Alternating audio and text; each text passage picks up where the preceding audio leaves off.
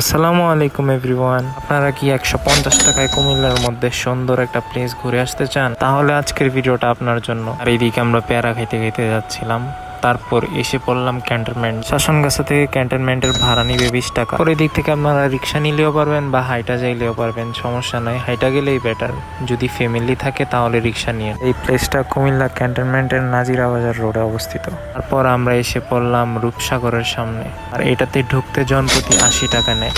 কুমিল্লার অপরূপ সৌন্দর্যে তৈরি আমাদের এই রূপসাগর। আমি তো এদিকে ভিডিও বানাচ্ছি, আর দুপুরে আসছিলাম তো মানুষও অনেক কম। তারপর আমরা তিনজন মিলে হেঁটে হেঁটে ভাবতেছি যে আসলে কি করা যায়। আর সবাই বলে এদিকে ভিডিও ছাড়া কিছুই করা যাবে না। আরো যদি মন খারাপ থাকে ভাই এদিকে আইসা বলেন, আইসা সময় কাটান, মন ভালো হয়ে যাবে ইনশাল্লাহ। আর এত সুন্দর জায়গা পাইছি, যদি ভিডিও না করি তাহলে কি হয়। তারপরে এদিক দিয়ে হাঁটতে হাঁটতে রাব্বি আমারে বলতেছে যে এটা কি গাছ। আমি তো বলি আরে আমি তো জানি না এসব কি গাছ। আর গাইস, যারা যারা এই ভিডিওটা দেখতেছেন তারা একটা লাইক আর পেজটাকে একটা ফলো দিয়ে দিন। ভাই মানুষ যায় ধর্মসাগর পার, মানে ধর্মসাগর পার আগে ছিল ভালো, কিন্তু এখন তো প্রায় পুরাই বস্তি হয়ে গেছে। মোট কথা ভাড়া খরচ করে ওইদিকে না যেয়ে এইদিকে আসেন, কাজে দিবে।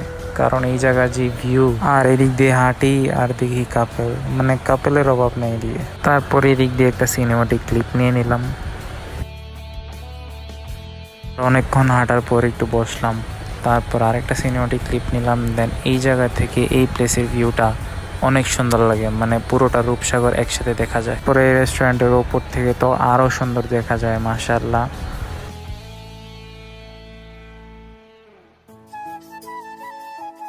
আর আমরা আবারও এটারও উপরে উঠতে লাগছিলাম, কজ এদিকে আমি কিছু ভিডিও করছি যা এদিকে দেই নাই আর কি, ফেসবুক রিলস বা টিকটকে ছাড়বো। আর এইদিকে হাঁসগুলোর একটা সিনেমাটিক ক্লিপ নিয়ে নিলাম। আর এইদিকে যদি হাঁটেন তাহলে কোনো অস্বস্তিবোধ ফিল হবে না, কারণ এদিকে নেচারটাই এমন। আর আমরা তিনজনের একটা ক্লিপ হয়ে গেল এদিকে। আর রাব্বি তো বিয়ে করে একদম চিল মোডে আছে আর কি, ওর বোনও কি ওরে বের হইতে দেয় না, অনেক কষ্টে মানায় টানায় বাসার থেকে বের হইলো আর কি। আর আমরা বের হয়ে গেলাম রূপসাগর থেকে। তারপর রাব্বি একটা ঝালমুড়ি খাওয়াইলো। ওইদিকে ফুল ছেড়ে নিষেধ, কিন্তু রাব্বি বকুল ফুল ছিঁড়ে নিয়ে আসছে। আজকের জন্য এতটুকুই। যদি ভিডিওটা ভালো থাকে লাইক, শেয়ার অ্যান্ড পেজটাকে একটা ফলো দিয়ে দেবেন। আল্লাহ হাফেজ।